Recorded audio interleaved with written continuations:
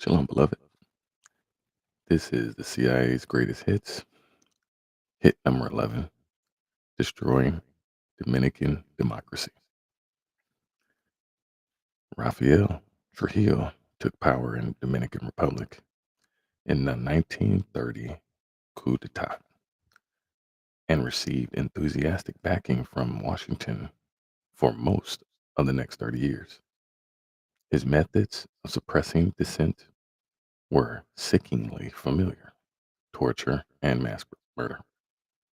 The U.S. raised no objections, and Trujillo returned the favor by becoming a totally reliable supporter of U.S. policies in the UN. As often happens with such tyrants, however, he got too greedy.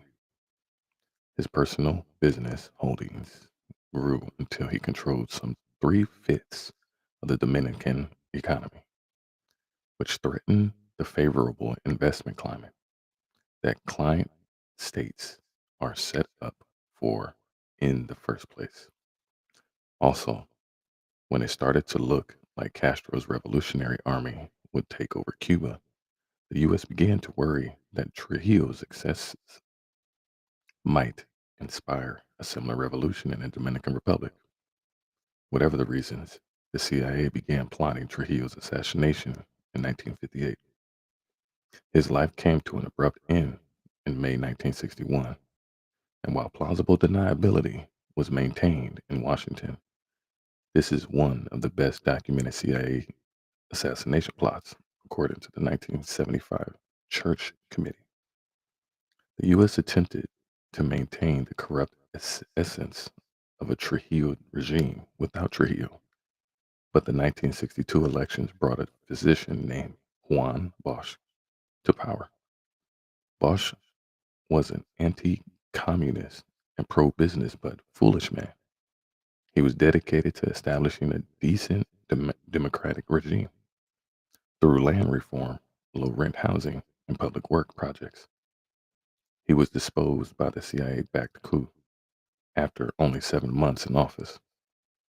When a popular counter-coup tried to restore Bosch to power in 1965, the U.S. invaded the island and installed a series of murderous regimes, which have maintained a favorable investment climate ever since. While he never lived long enough to see it enshrined as the JFK Doctrine, President Kennedy once offered a fairly clear-cut rationale for U.S. interventions abroad.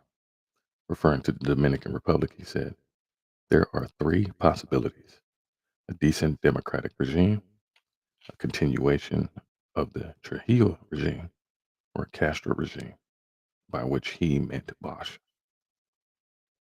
He, we ought to aim at the first, but we really can't renounce the second until we are sure that we can avoid the third. In practice, we hardly ever use the first option.